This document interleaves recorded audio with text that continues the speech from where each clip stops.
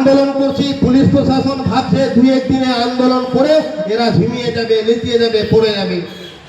আমরা যতদিন পর্যন্ত তিলোত্তমার দোষীদের ফাঁসি না হয়, আরজি করে চৌমাথায় গিয়ে দেখবেন একটা স্ট্যান্ড করা হয়েছে, বামপন্থী যুব ছাত্র কমরেডরা ওখানে প্রতিদিন উপস্থিত থাকছে। আমাদের মালদা জেলায় কম হয়েছে 12 থেকে 13 তারিখ মালদা জেলার শয়ে কমরেড তার বোনের বিচার চাইতে আরজি করে যাবে। কোন প্রশাসনকে আমরা পড়ুয়া করি না।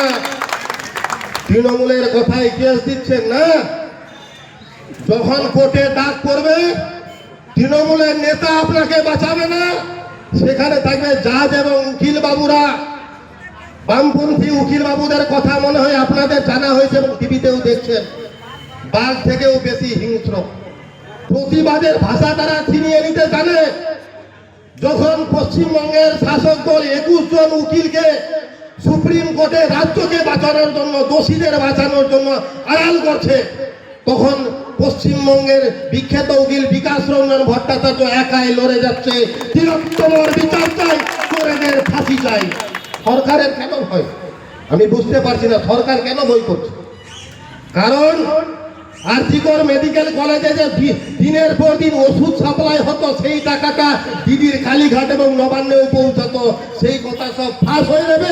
সেই জন্য দিদি তাদের বাঁচানোর জন্য উঠে পড়ে লেগেছে।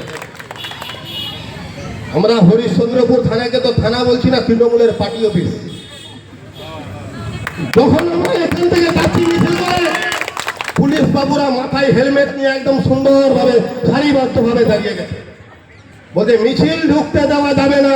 আবার রাত্রি 10টার পরে তৃণমূল নেতাদের টেবিলের তলা থেকে নেওয়ার জন্য তৃণমূল নেতাদের ঢুকতে দেওয়া যাবে, এরকম থানা চলতে পারে না। এসে পাইটি ওয়াইফাই যতদিন বেঁচে আছে থানাকে শুধরে নিন, না তো মানুষ আপনাদের শুধরে দিবে। 14ই আগস্ট গোটা পশ্চিমবঙ্গ দেখেছে, মোড়ে মোড়ে মহিলারা জমায়েত করেছিল, সেই জমায়েত আবার আজকে রাত্রে কোথাও কোথাও হচ্ছে। একটাই দাবি, মাটির দুর্গা পূজা হচ্ছে, আমরা পূজাতে বিশ্বাস করি, সেটা হিন্দুরা পূজা করবে, মুসলিম ভাইরা মসজিদে যাবে। মাটির দুর্গা, এই সামনেই দুর্গা মন্দিরে পূজা হবে, খুব ভালো কথা, দুর্গা মায়ের পুজো হবে। মাটির দুর্গার পুজো হচ্ছে, আর আমাদের জ্যান্ত দুর্গা রাস্তার ধারে পড়ে থাকছে।